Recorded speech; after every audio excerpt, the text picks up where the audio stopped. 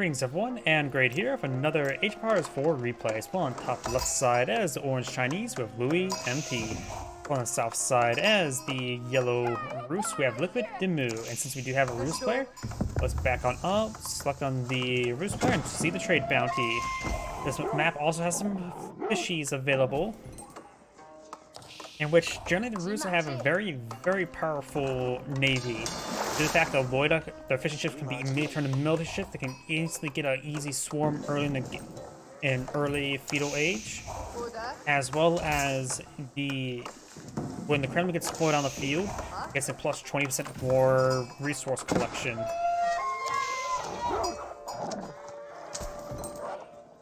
So overall, the Roosts do have a very powerful navy, and even if he does, say, lose a stock here,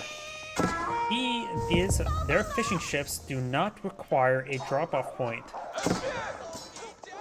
Just try to pursue down this villager.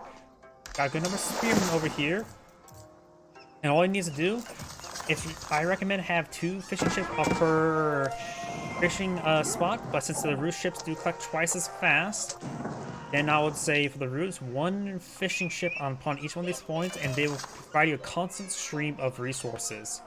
Then you can use this extra loida and collect up these shorefish. I have an outpost going up here.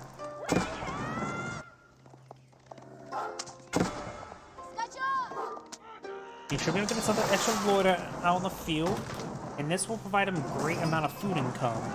The Kremlin's being caught up there. Weird spot right there. Leave it back in the corner. I think it would have been better to pull it right here, because it will help cover this region, but pull it right there. I'm not sure why.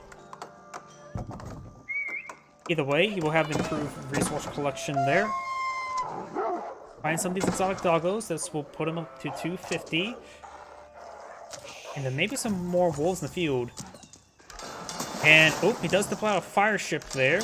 And does convert one of his ships into the archer ship.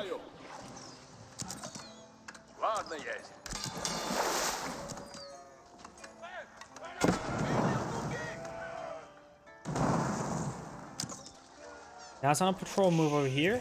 You can't really advance towards this outpost as long as the region. The extra arrows do bonus damage for ships, though without the hand cannon slit, it can actually potentially be outranged. And there's the fire ship blowing up that force immediately.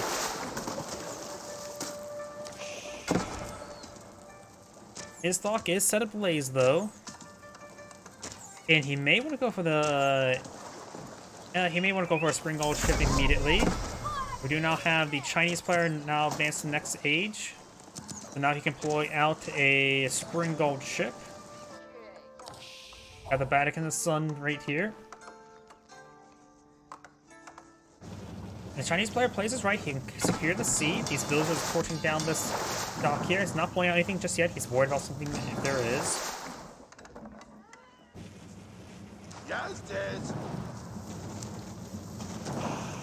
And that is an aeroship. Aeroships and the Loida aeroship are equal. Does stick around his own dock for some health regen. Not sure what this archer ship's trying to do. I think he's worried about these other ships here trying to convert. Good micro there by Orange. And now these ships may eye for a bit of conversion. Nope, he's trying to repair up his archer ship. Right, he should have gone for a spring gold ship first, but now he'll put a spring gold ship. And once he secures the sea, I would recommend for him to build another dock way up here and start mass producing some fishing ships. He could start stockpiling some wood now. Looks like the Roost player is at 310 trade bounty. So he needs a little bit more trade bounty, maybe 2 more wolves, and then kill off both wars, get the tier 3, or go for the high trade center. Yell's not eyeing for this. What's it called? Second town center on those fishing, on top of those deer. Maybe we'll take out all of these water fishing ships now.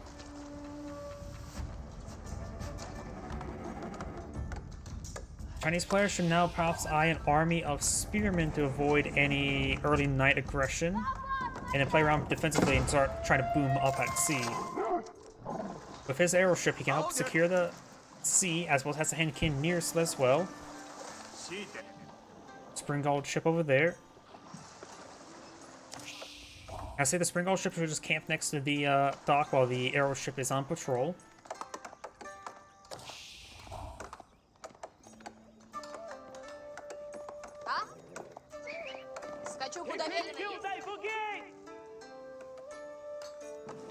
Right now, the civil worker count's quite similar.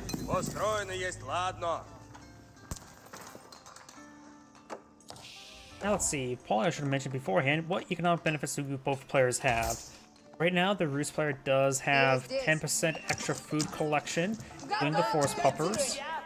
And that's only meant for villagers, not for the fishing ships. Does take out that scout there with a pair of militia. The militia may be eyeing for a bit of a force recon. Additionally, with the wooden fortress, primarily the Kremlin, he does get extra wood drop off, 20%, which is very, very significant. As well as a bit of extra gold from his hunting cabins. He does have this one here, which is currently providing 33 gold per minute. Does get off the board there, very, very nice. Rus player will have a significant amount of food collection now here. Chinese have access, as start to get into more and more, what's it called? Dynasties. He will have access to what's it called? Other benefits, such as the reduced villager collection rate, which gets the Song dynasty. Right now he's the Tang. And now he's a Song.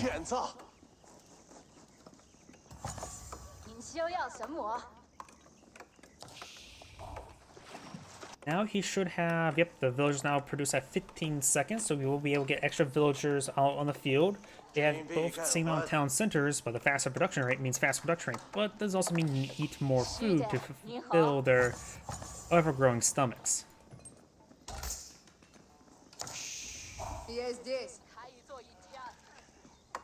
And of course, I forgot to mention as well, the Imperial official does provide extra 20% extra drop-off as well to any select drop-off location. Since both sides are assigned eco up, neither side assigned for military. So I may talk about the Castle Age military rather than the Feudal Age military. Of course, the Feudal Age, the Chinese have access to Zunshnu, and the Rus have access to the early night.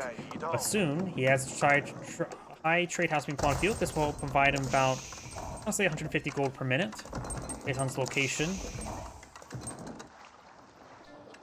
Does get a second dock over here, very nice. And when it comes to Castle Age, of course, got that Palace Guard, a faster moving, lower armor man-at-arms, versus and the Horse Archer. Horse Archer is a mobile archer that hits pretty hard. It does like 12 damage per attack. That's pretty good. They'll help hit the higher armor unit as well. Looks like Chinese players have pop cap.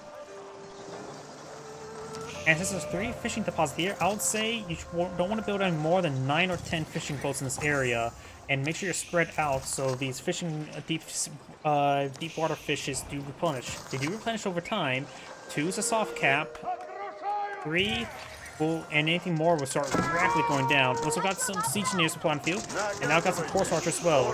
They have 12 attack, 4.5 range, same range as the Zunshnu's. They do hit pretty hard, but they don't have any pierce armor at the moment. Right now the horse archers do hit 12 damage per attack. The Zunshnu's are hitting 4 times 3, so that's 12 damage per attack as well, so they're basically equal at this point. Horse Archer has 85 health, Zunshnu's have 70 health, so they have less health. What the difference between Castle Age versus a Feudal Age tech. Horse Archers do also move pretty quickly, and they also are affected by Boyar's Fortitude. I think people don't build enough Horse Archers, in my opinion. They're just good. We got a good number of Horse Archers out in the field. First Veteran's probably floating up. Gets a good hit on those spearmen.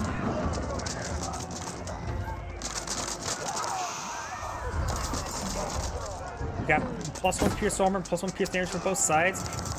Orange does have pierce armor as well as pierce damage. Both sides +1 pierce armor and damage. Got additional pierce armor being put on the field, which will greatly reduce the effect of these Zunshnu's.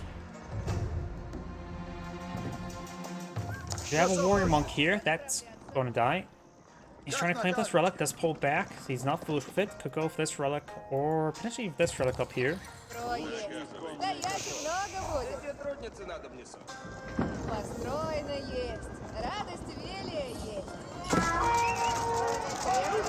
Good damage there. Does take out one of the forest archers. Militia now charging forward, which would be a good front line for the Rus. And militia are affected by Aegis, so right now they're at 12 damage and on 125 health. So they're superior than the spearmen they're fighting against. And they're fighting an excellent front line there. You can use them to take out these battering rams. Let's cancel that battering ram. And this warrior monk's trying to capture up that relic. And the Kremlin and the archers does take out those units. Militia are down, have 20 seconds remaining. So I have a feeling that in 20 seconds they're going to die to a heart attack. Or arrows hitting the heart. One of the two. Something involving the heart.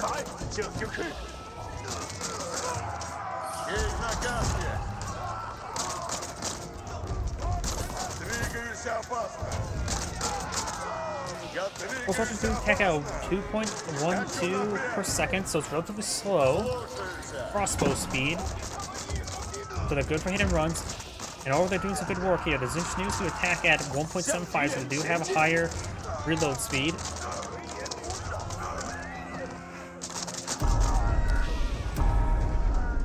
Force archers cost 120, Zinchnews do cost 80 in total. Also a bit of gold, if that is important for some. The Rus having improved wood drop off makes it so the wood's probably a little bit better for their cost. And now they close on in. And there goes those Zinchnews. Orange is pretty far away from going from next age, just needs a lot more food. He's been doing a good job of cooking up the fish, and he's overfished the deep sea fish. He needs to go, I would say these fishing ships are just on the shore fish for now. That's what happens if you actually overfish. You run out of food very quickly. You now have Boyar's Fortitude being pulled on the field, which will improve the Force Archers. They get +2 damage right now from the Saint's Blessing from the Warrior Monk. He's leading these inspiring these Force Archers to shoot that batter ram. Not any more effective than they can.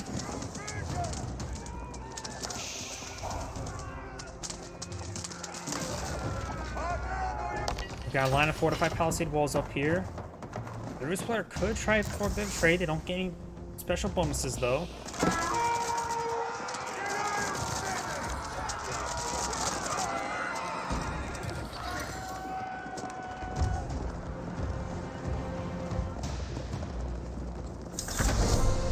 All 6 sites now catch up with the Rus. This also does get a bit of extra gold generation, but this 6 site's going to be decaptured very shortly. Might as well just leave at least one spearman there to decapture it.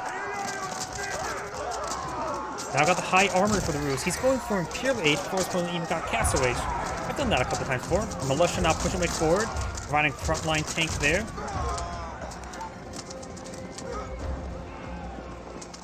At this point in time, his opponent's not even in Castle Age. Mangonels could be incredibly good right now, because he simply he would not be facing against Spring Golds, and his opponent has not played on Horsemen, so Mangonels could be incredibly deadly against the current Chinese composition.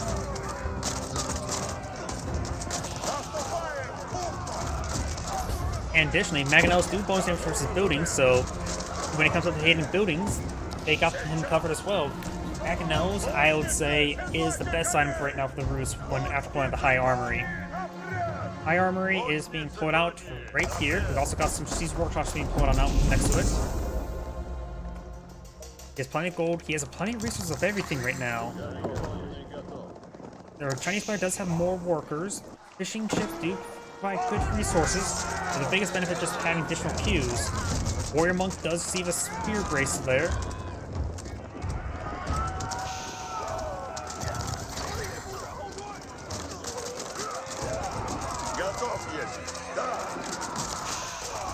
Extra pierce armor for these horse armors has been very useful, and now there's Imperial Age for the Rus. He's going for the Wandering Town. He's eyeing for Mass Battering Ram, maybe. Against his flank, that's probably wouldn't be that bad. Getting some extra research as well. The research, are they reduced as well? Doesn't appear to be. He's going for Lightweight Beams. He's going for Wandering Town, Lightweight Beams, and Greased Axles. He's eyeing for some field construction, or just powerful battering rams. In this point in time, battering rams at this age could be incredibly effective. Astronomical clock count's going up. He's going to need some immediate spring galds.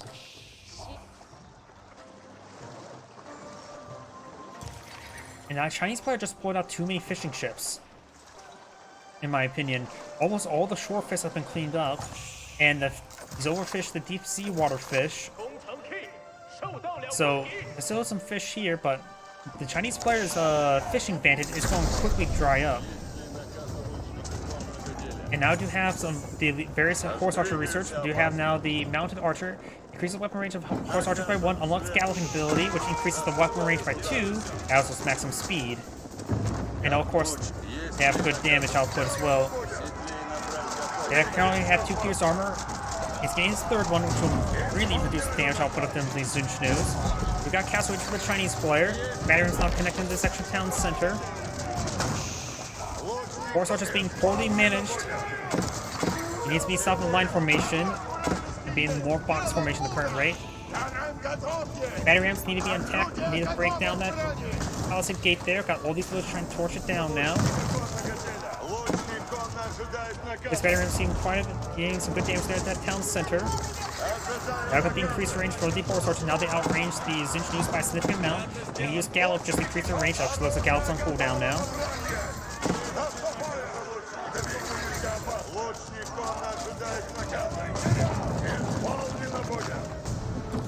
Roost battery rams push away forward. Got more Roost battery rams making their way forward now.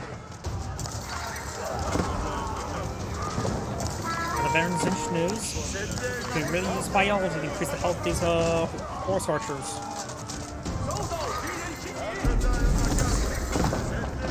We're preparing this area up. 6 side being decaptured by Orange with a battering ram. More of these batteries push away forward. This is not putting Chinese onto top cap at the moment. Orange's ground army here has been cleaned up. Now has incendiary arrows as well as looking more pierce damage. If now these villagers can stop preparing and start torching, then they can repair. More yellow battering rams push way forward. Has 4 high armories here. And lightweight beams. These battering rams are fully kitted out, barring the university tech. They have now a yellow keep going on up, and these villagers trying to torch down this keep.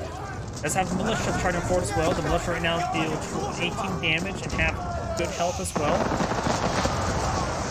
Nest of Bees may be a good item against horse archers. I never thought about that. And again, I rarely ever see horse archers. Yellow's keep has gone up. These batteries are now cleaning way through Orange's base. Maintaining minimum attack range, very, very good.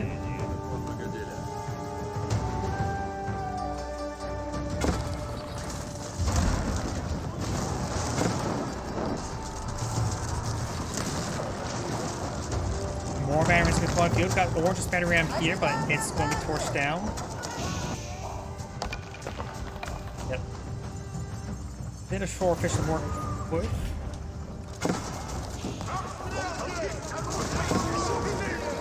Got Tide Barn as well. Roos has cleaned up every single relic on the map. So he will have excellent Tide Barn, which will give him Grey Mountain Stone income, as well as other resources. I put more emphasis on Stone, not because I play Mongols, but it's also the one of the hardest resources to come by, even for all factions. None of the central gold has been touched, so the Roos player can still touch it. Just hopefully not inappropriately.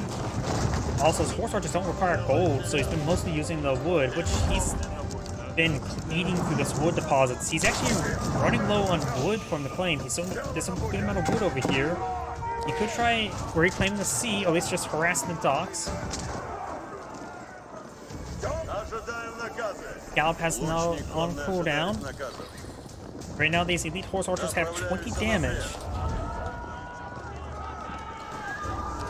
They do hit pretty hard, even for some palace guards. They only have 5 pierce armor. More batteries being pulled up by the Roos. Good number of palace guards here. Starting to hit some of these villagers. Very, very nice.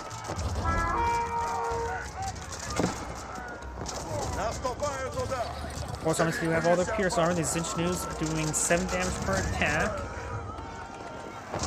And these horse archers do have 3 pierce armor, so they deal 4 damage per arrow, so they take 12 damage per volley.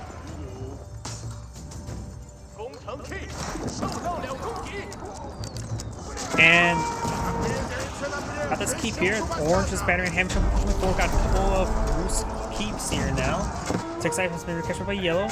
The second side being recaptured as well. Zeus's has been cleaned up. Got another granary going up. Chinese player may want to go to the stone and get a keep nearby. So he keep what he has earned. Warrior Monk will take out that crossbow, or Zinchnu. Baron's cleaving through the Vatican of the Sun. All 6 has been captured by Yellow, very nice. He also gives good gold generation. The Roost player doesn't have a whole lot of food at the moment. He doesn't have a whole lot of farms. He needs to get more farms. And the High Trade has been maintaining good food collection for him. These Roost archers have sustained quite a bit of damage there. There's some juicy villagers here. Full of blood, that's what makes them so juicy. And with the incendiary arrows, they get them nice and seared for them. They have Gallop now activated there. We said movement speed up to 2 tiles. These palace guards do move pretty fast. I think so combat sprint as well. Horse archers now falling back. Oranges, Yellow's battering, so just cleaving through everything up here. Right now, the Roost doesn't have a whole lot of military units on the field. Look, the Chinese have 60 units. The Roost is at 31. He's been spending quite a bit onto those battering rams, to say the least. Doing got some good micro there with the horse archers.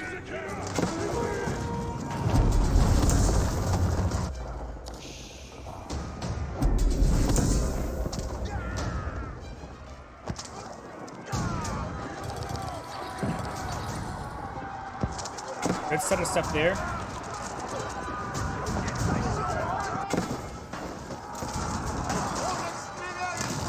So far killed off 2 landmarks, and if he kills off these 2 landmarks, this one will lose. We've got now the Imperial Palace going for the Chinese. Imperial Palace is basically a lighthouse. And some of these villagers start going down. There's a large number of villagers here. The civilian count's quite even. With the fishing ships, I think it deleted some of them.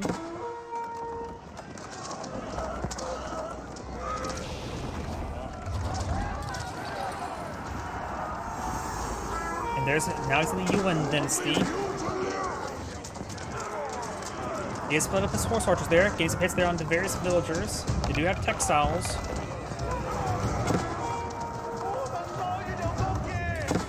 More batteries cleaving their way over here. Now he has to kill off 5 landmarks rather than just 4. I think that's one reason why he went for this landmark here. Simply to stop his opponent to knock him out based on lack of landmarks. Got some battery being pulled out by the Chinese player here with the Zinchnu. Palace guards now brave over here.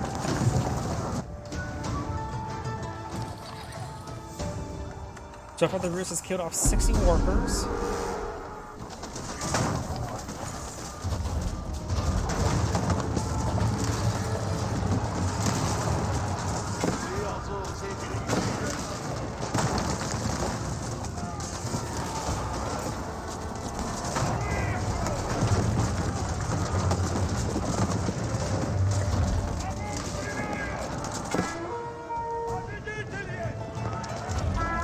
More horse archers being put on the field.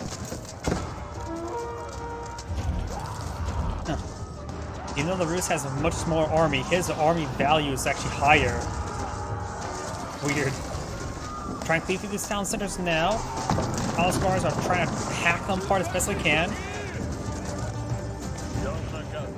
He has an additional town center over here. Second side victory is approaching. Orange is now going for he's going for the Great Gatehouse, which helps secure the central landmark or secret site there, secret site victory. Even though he could really use it over here, because it does do siege damage, which makes it does full damage for these battering rams. Does lose, of course, his primary town center that will need to be repaired up. More backs being pulled on the field. He could send a couple villagers here to get that town repaired. Horse archers will spot this. This great gatehouse is not exactly easy to build due to the lack of surface area. And there you go, now it's built. It gets a massive volley onto these horse archers. Villagers now, they're gonna die. He can't get on top of the walls since the wall second's not complete. But he will kill off all these horse archers there.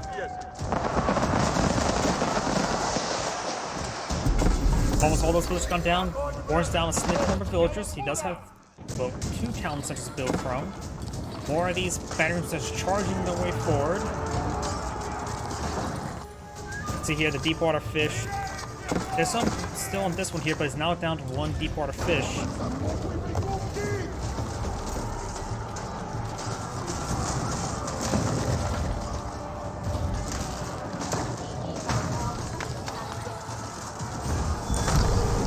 Taking on some of these archery ranges. Right now, it's just going for mass palace guard. The central sacred site has been decaptured. Now, both on Imperial Age, we do have the battle hardened and the elite palace guard being put on the field.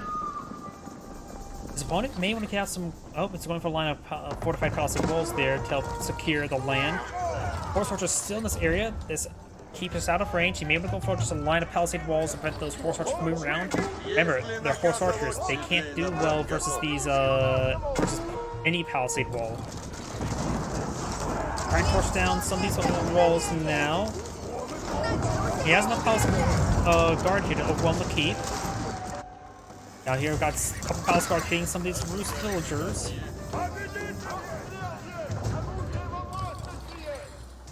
Got a handful of palace guards now trying to engage these horse archers. They are getting some good damage onto those villagers. These villagers are now cornered and will be hacked apart. However, these batteries will cleave their way through and they're going to escape on in. So we need to get these palace guard back in order to stop this massive wave of battering rams. And, oh, he has taken out the Great Gatehouse wall by a massive wave of battering rams. Bruce player has a lot of gold. I don't think he needs to get a single gold miner. He has all 5 relics in. That's maybe just enough gold with all the passive gold generation of these hunting cabins. And tried trade house, which is providing almost 200 gold per minute. He may just simply have enough gold, passive gold generation, because he's deploying out no units to acquire gold. He doesn't need any gold miners. He has no gold miners, and he's getting 1,000 gold per minute. Holy crap. Veteran's not cleaving through Orange's base. He is down to 1 last landmark here. I think it's the end of the game. This game was weird. And the Chinese player does back the game now. This is Anna Great saying, thank you for watching, and on to next replay.